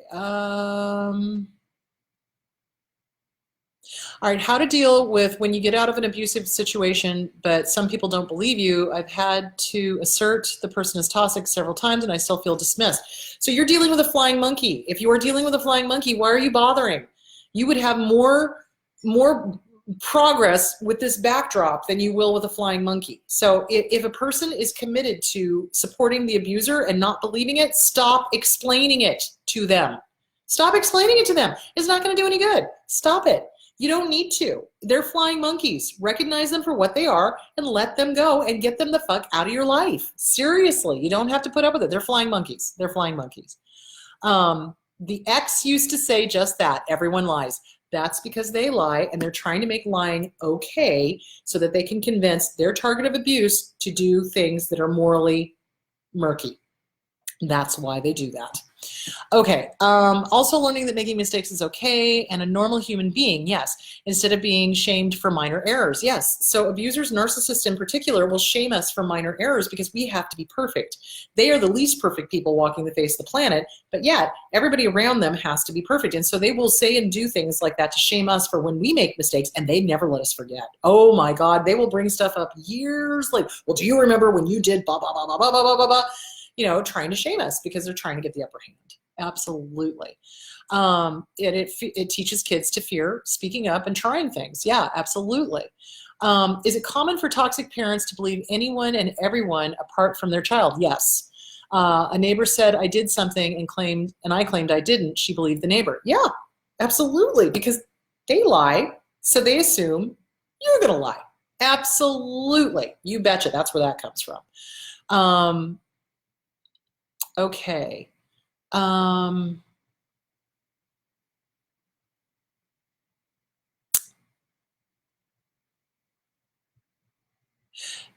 Okay, could I become traumatized from something that happened recently in my life, like in my 20s, or is that instant woke me up or something? So trauma can come at any time. You know, if something happened and you're getting triggered and you're remembering stuff that happened when you were in your 20s, yeah, you could have trauma from that. Absolutely. It doesn't have to be little kid stuff. You can be traumatized from a bad relationship in your 20s, 30s, 40s, 50s. Absolutely. You know, you could be traumatized by witnessing a car accident. You can, you know, trauma can happen at any time. It doesn't have to happen when you're little. It's just that oftentimes when we have been traumatized when we were young because of the original wound, and then we end up going into another abusive relationship, that's where it goes back to the little kid stuff. The narc always does the divide and conquer. She's ruined my relationships with cousins, brothers, fathers, and aunts. She will not be around my children and husband. She is so toxic. Yeah, they do. They do the divide and conquer. If they can separate out the target of abuse from the family, the friends that love the target and know them and, you know, see the abuser for what they are, yeah, then they've won essentially, because they've isolated the target, and now the target is only hearing what the abuser is saying. They're not hearing the good stuff from the family that loves them. So yeah, absolutely. All right. Yes, analysis paralysis is part of agoraphobia. Absolutely. That's why you got to challenge it. That's why you got to work on it. That's why it's based in mistaken thoughts, mistaken beliefs. And that's what helps us move out of that. Live in the what is, not what if. Okay. Whenever something feels difficult, extremely difficult or complicated, I get overwhelmed and panicked. I end up just breaking down and wanting to give up. It's the worst panicking, depressing, all over shitty feeling ever. What do we do when this happens? How do we prevent it? So, okay. So we have been trained, obviously, by somebody who told us that if things get overwhelming or is difficult or complicated, that we can't do it. So what you have to tell yourself is, yeah, I can do this. Yeah, absolutely, I can do this. Is it going to be difficult? Probably. Is it going to be complicated? More than likely. You know what? I can do this. So it's just like when I was doing Wing Chun Kung Fu and I was having to grapple against this huge man who was like 6'5" and 350 pounds. And, you know, I was terrified. But what I did the whole time is right under my breath, besides swearing, is I was like, I'm gonna take him down, bitch. I'm taking you down. I can do this. I can fucking do this. I can watch me fucking do. And I did.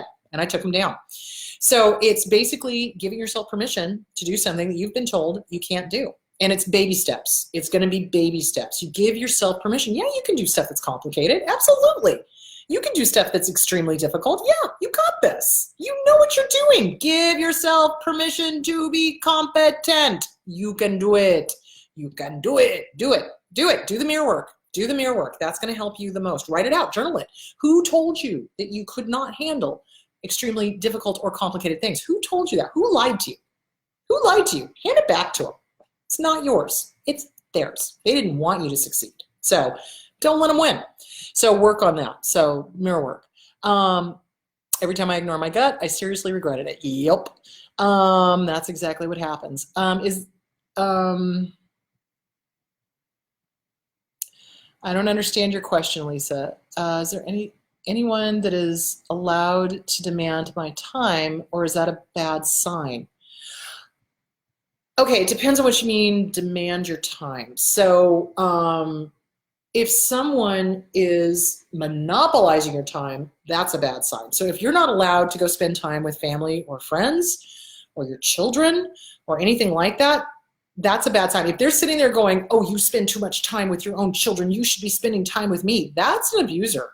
I can guarantee it, because a healthy person would be thrilled that you're spending time with your kids. Because, you know, especially if you're living together, it's like you've got all the time in the world. What do you care if they take an afternoon to go spend time with family? Do you see where I'm going with that? But, you know, if it's a spouse or something and you haven't spent time with them, you know, you're not living with them, you haven't been seeing them regularly, and they're like, I want your time. I just want to spend time with you. And then that's a little different. If, however, you're living with them, or you're seeing them regularly and they're demanding more and more and more and more and more of your time, Houston, that is a huge red flag. Ginormous. So trust your gut. Ask your gut. Is this a problem? Yes or no? It'll tell you the answer. All right. Do narcs have split personalities? There's an interesting question. What they have is a chameleon-like ability to become whatever it is they think that their target needs in the beginning. And then once they have their target, the mask comes off and their real personality comes out, and it's not pretty. Split personalities, no, because their personality or their likes or wants in the beginning of a relationship depend on the target of abuse. Okay, so it'll switch. So like, let's say their first target of abuse loves ice skating. So suddenly they'll love ice skating. They're all about ice skating. They're exactly like this person. They're just like them. Da da da da da da. Then that blows up. They, you know, mask slips. They come roaring out. The person who likes ice skating goes, fuck you, I'm not putting up with abuse. Bye-bye. They move on to their second target. Then that second target likes football. Oh, I'm all about football. I love football. Da da da da da. So it depends on what the target likes. So that's why it feels like it's a split personality. So there'll be one way when they're in the love bombing phase, but then when the mask comes off, it's something completely different. Yeah, it's a flag if they're thinking they can demand your time when you're already giving them time. Absolutely. Okay.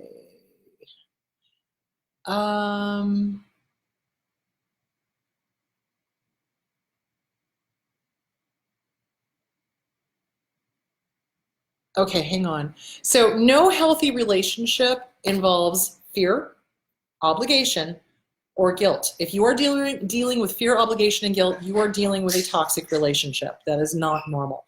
A normal relationship is give and take and love and respect and wanting to be around each other's company and enjoying each other's company. There's no, manipulating or you owe me, or, if you do this or don't do this, I'll do this. That's fear, obligation, and guilt. That's fog.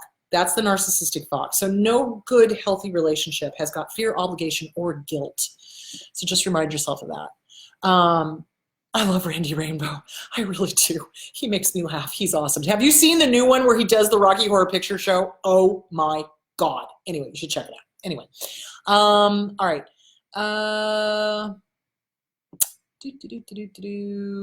Okay, when is it time to start dating, healthy dating again after a long time healing. How to make sure we don't conjure the idea of the ex-narc or feel weird loyalty or guilt to the abuser, even though it's been months. How to deal if dating triggers flashbacks to the abusive person. So I recommend that people stay single for a year and a day. The Victorians had it right. And when I said this to a client this week, I thought that they were going to go through the roof because they were like, no! And I'm like, take a deep breath. You got some work to do. You got to heal this original wound. You are in no position to run out and start dating because you're just going to get involved with another one of these to try to fix this. Don't do it. So you got to work on the self-esteem first. You have to work on self-esteem and boundaries and codependency and healing yourself and recognizing what are you telling yourself? What is the internal dialogue like? What's the critic like? Do you have a healthy internal dialogue? Are you susceptible to another abuser? And if you are, you have no business dating. So until you are to the point where you have healed you have no business dating. So a weird loyalty or guilt to the abuser. So you get rid of that by writing it out. Write them a goodbye letter and burn it. Write and burn, write and burn, never send, write and burn. So what you're doing is a goodbye letter. So the good, if there was anything good about them, there may not have been. The bad, the ugly, the horrific, and at the very, very end, okay, motherfucker, you know what? I'm dating again. You know why? Because fuck you. I'm dating again. And I'm not going to feel guilty, and I'm not going to feel obligated, and I'm not going to feel fearful because you are no longer allowed in my life. You're not allowed in my brain. You're not allowed in my heart. You're not allowed in my gut. Fuck you. Good fucking bye. Fuck the fuckity fuck out of fucking fuck you. And then trot it out to the barbecue and burn it. Until you get used to the idea, it's okay for you to date. You're not obligated to this person. You owe them diddly squat, goose egg, nothing. Okay? So you just keep doing that. You work on that. You work on self-esteem. If dating triggers flashbacks to the abusive person, you want to ask yourself, why? Does this person remind you of that abuser? And if so, why are you dating them? Figure it out. Write it out. Figure it out. Get with a good therapist. Make sure you understand. Reread Object of My Affection is in My Reflection, Coping with a Narcissist by Raquel Lerner. Reread my books so that you do not get involved with another abuser. You do not want that to happen. Okay, let's see. I don't know who Chris Watts is. That's a good question. So I don't know the answer to that.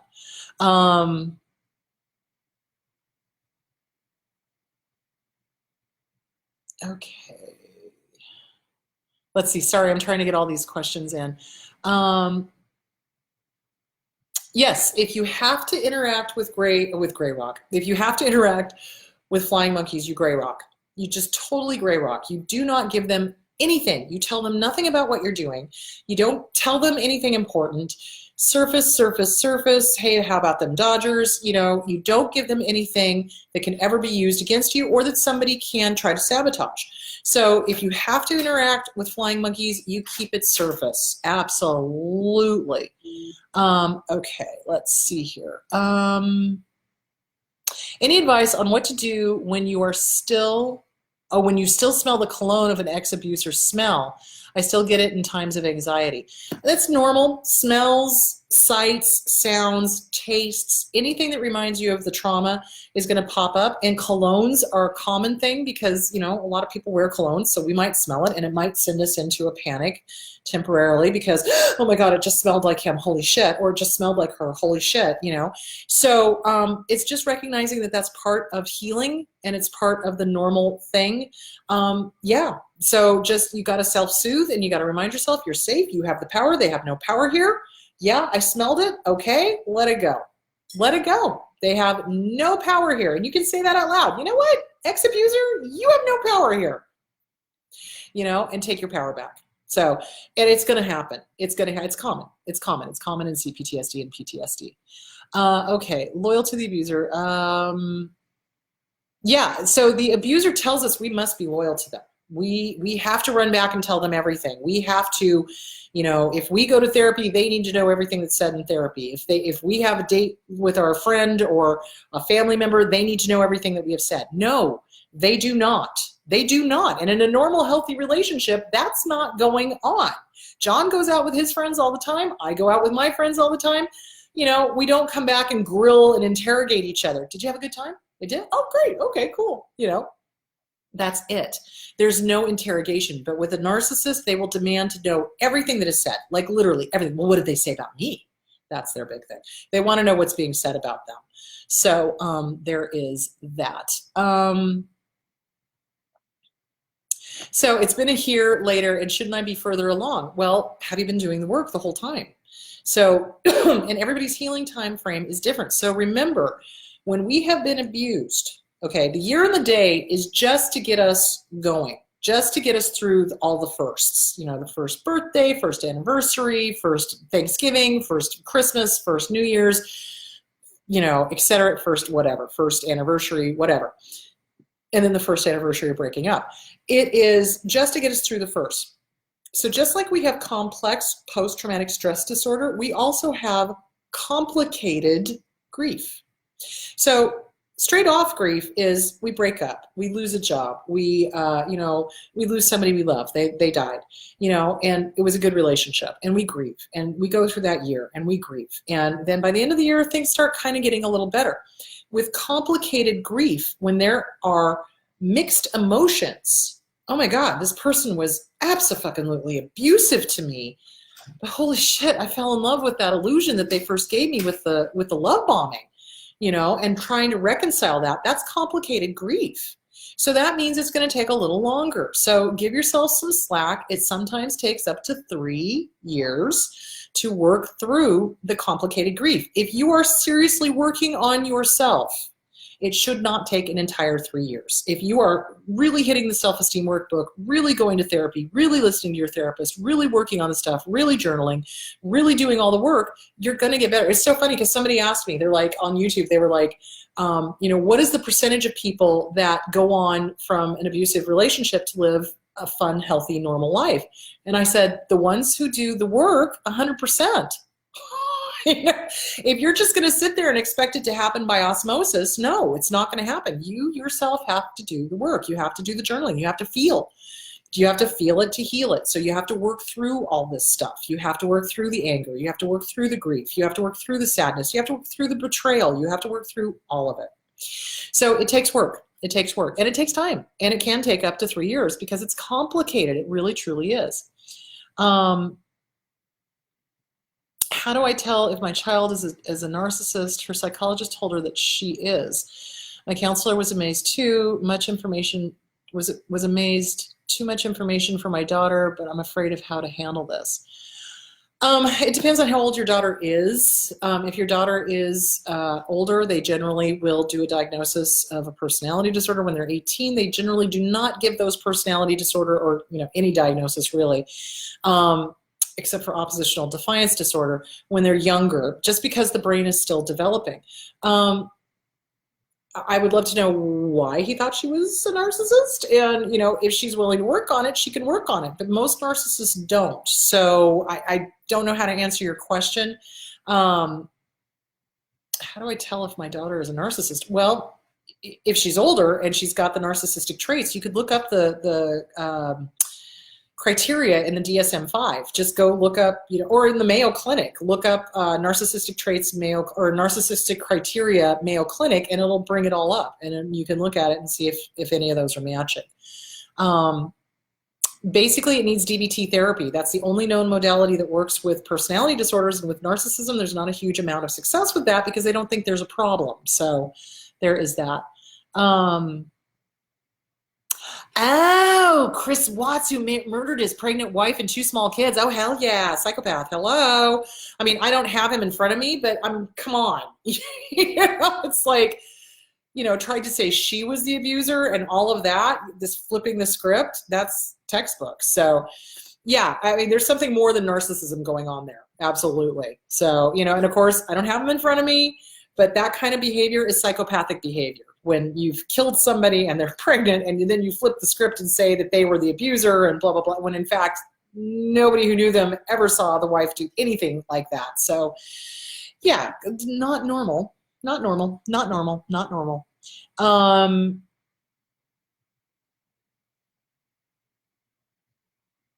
Yeah, so Anybody who tells you that you have to be loyal to somebody, that it's somehow noble to suffer, that you are somehow being noble, that you're somehow going to fix them through your own suffering, that's a load of shit. You're not going to fix them. You cannot. It's beyond your means. You cannot fix them because you did not break them. Your love is not going to fix them. I know your love is amazing and powerful, and with the right person and a healthy person, it can work miracles. But with these people, there is no there. There is no emotional, cognitive empathy. There is no, feeling of love. There is no sense of putting themselves in somebody else's shoes. You cannot fix them by loving them. It won't work. It won't work.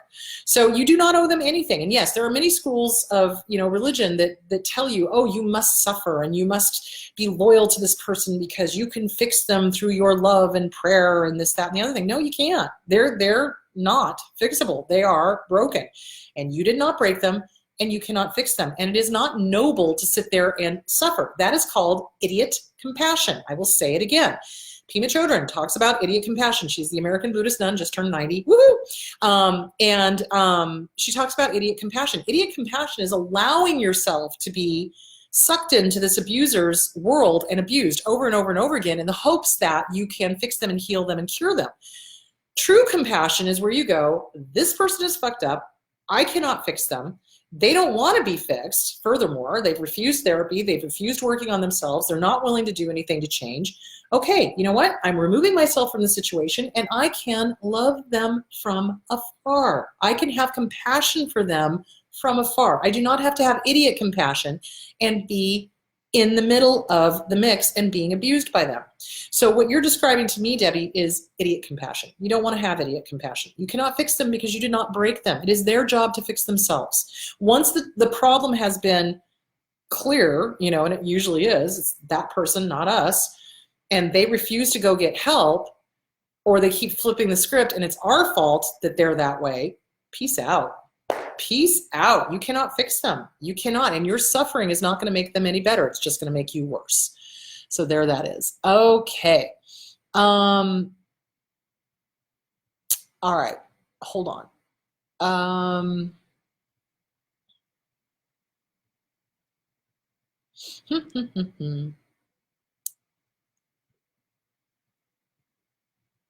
Scent memory is very strong. Yes, absolutely, Nikita. It's very, very strong. So if you're smelling something that is scary to you, vanilla is a really great smell. It's a very comforting smell. Just keep a little piece of cloth with some vanilla on it and start smelling the vanilla, and that should help. Aromatherapy, there is definitely something to it. So think about that. Okay. All right, I think I have answered all of the questions. I hope everybody understands the self-esteem stuff, why it is so important to tune into what the inner critic is saying, to put the smack down on the inner critic. Why? Because you say so, and then replace it with the polar opposite of whatever was just said. Why? Because you say so. And then start working on, when did this come up? How old was I when this happened? Was I pre-verbal? Was I verbal? Was I a toddler? Was I, in grade school? What was going on? So get the Inner Child Workbook by Catherine Taylor. Get the CPTSD from Surviving to Thriving by Pete Walker. Get the Schiraldi book, awesome book. Work on the Outer Child, Taming the Outer Child by Susan Anderson. These are all great books to start working on all of this stuff that got shoved into our space that it was not ours. This is baggage we do not need to pick up from the carousel. We don't. It's our parents, it's our caregivers, it's our teachers, it's whoever gave us this nasty, negative internal critic. Critic needs to be put down and replaced with the kind, wonderful, loving, positive internal dialogue. So journal, journal, journal, burn it. Get it out of your head, get it onto paper, start challenging it, do all of that stuff, do the mirror work. Hi, good to see you. Have a wonderful day. I give you permission to work on self-esteem. Give yourself permission. That's the big thing. So, I hope that explained it. So no show next week. I'm going to take a small little break. The week after that, I'm going to start doing these on YouTube. So, so that's that. I hope you guys all have a wonderful day, and I will talk to you later. Bye.